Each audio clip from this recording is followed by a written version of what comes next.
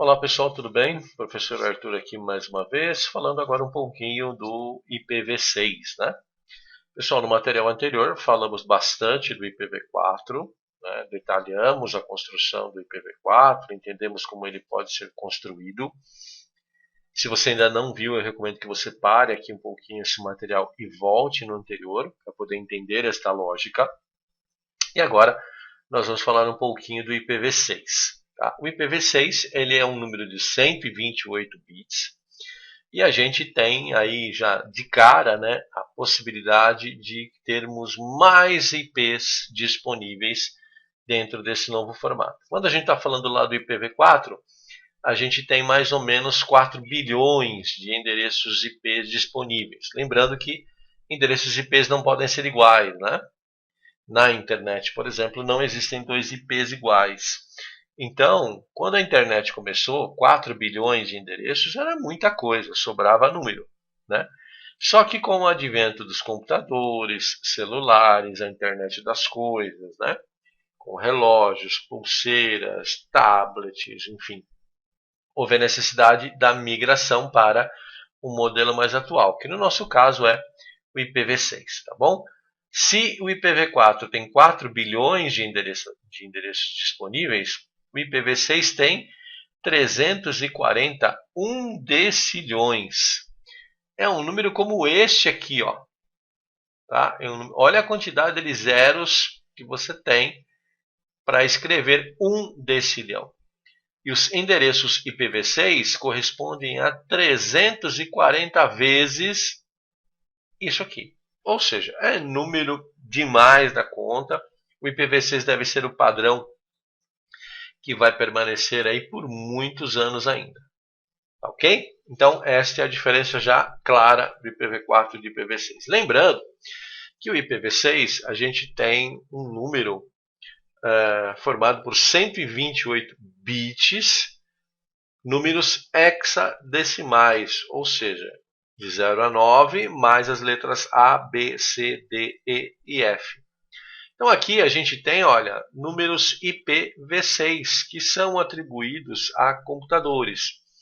Então, 2001, 2 pontos, 0DB8, 2 pontos. A separação desses conjuntos numéricos, ela é feita através de 2 pontos. Tá bom? Então, isso aqui é um número único de uma máquina, de um dispositivo, de um host que está conectado na rede. Tá? Esses números, né, eles podem ir de 0 a 9 e as letras podem ir de A a F. Ok? Então, observe que aqui a gente tem 1, 2, 3, 4, 5, 6, 7, 8 conjuntos, tá? 8 conjuntinhos de números hexadecimais. Então, cada bitzinho desse aqui pode ser preenchido com um número hexadecimal que vai de 0 até a letra F. Então, aqui embaixo a gente tem um outro exemplo e aqui, por fim, outro exemplo. Mas observe que os números IPv6 eles estão ainda no começo da atribuição, então é muito provável que a gente tenha números aí cheios de zeros.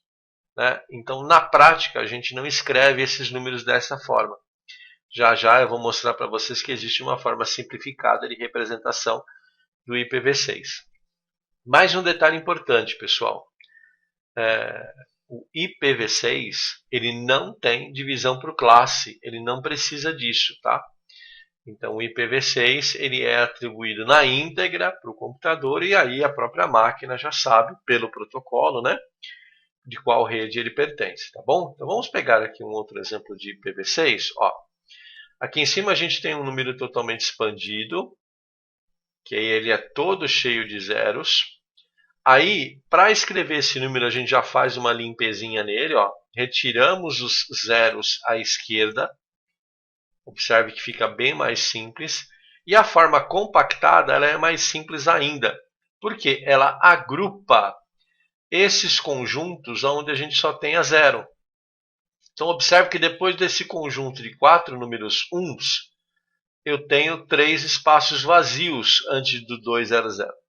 Então, a gente escreve assim, ó, 1, 1, 1, 1, 2 pontos, nada aqui no meio, 2 pontos, 200. A máquina vai entender que entre esses 4 dígitos 1 e o último, que é o 200, eu tenho uma sequência de zeros, tá bom?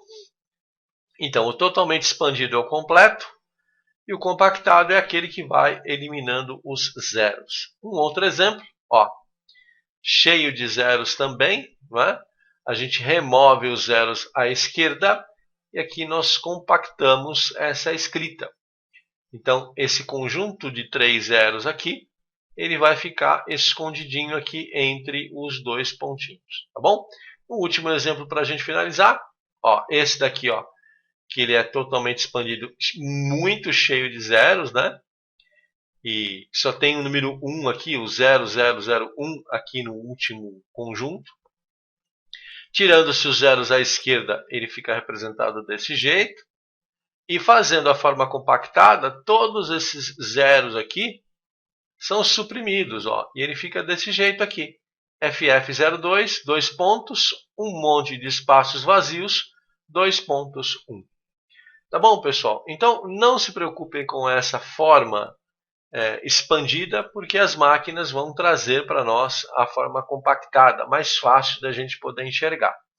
Tá? O IPv6 ainda é um objeto de estudo para sua implementação. As regras de conversão de IPv4 para IPv6 já estão escritas na forma de protocolo. E as máquinas, né, de rede, os hosts de rede, já fazem isso automaticamente. Ok? Vou voltar aqui naquele meu comando ipconfig, só para vocês darem uma olhadinha. Ó. Venho aqui no cmd, né?